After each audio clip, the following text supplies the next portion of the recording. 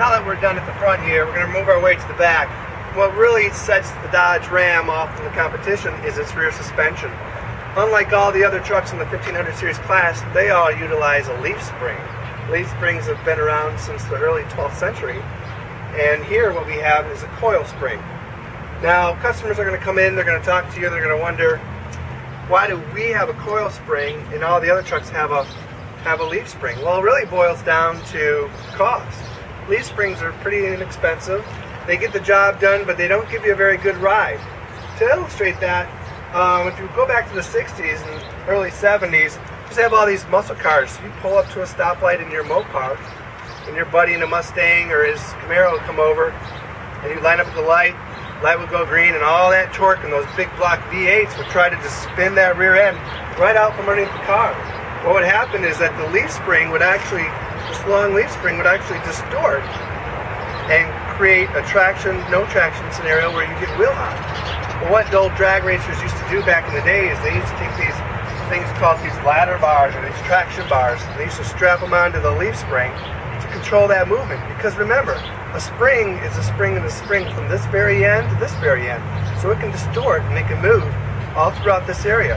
So what the drag racers did is they would lock them down so they couldn't move. They'd lose about 80% of the value of that spring, and they'd be able to take off. Now, our Dodge Ram here has 407 pound-feet of torque. So when you're at that stoplight or when you're pulling that trailer and you get on the gas, that rear end right here just wants to turn and twist right out from underneath this car. But what we have, instead of the leaf springs, we have a coil spring, and it's centrally located. We have a shock right next to it, and then we have these control arms. We have an upper control arm and a lower control arm, and that is keeping our rear end exactly where we need it, so we can put all that torque to the ground and be able to pull our trailer. All right, now let's talk about torque. This Dodge Ram makes 407 pound-feet of torque. And what that torque wants to do is just rip this rear end right out of the truck when you're pulling your boat or you're pulling your horses or whatever other load you have. Now, the competition, they have leaf springs. They have a long leaf spring, and the leaf spring has to do double duty. It has to not only locate where this wheel is, but control it on the road.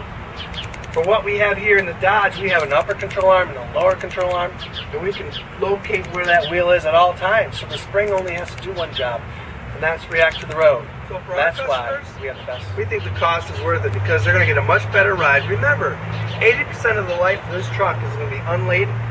There's going to be nothing in the back. They'll just be driving around, nothing in the back. So they'll have a much better ride in a Dodge Ram. They'll have much better comfort, much better control. And that's what sets us off from the competition. Any questions?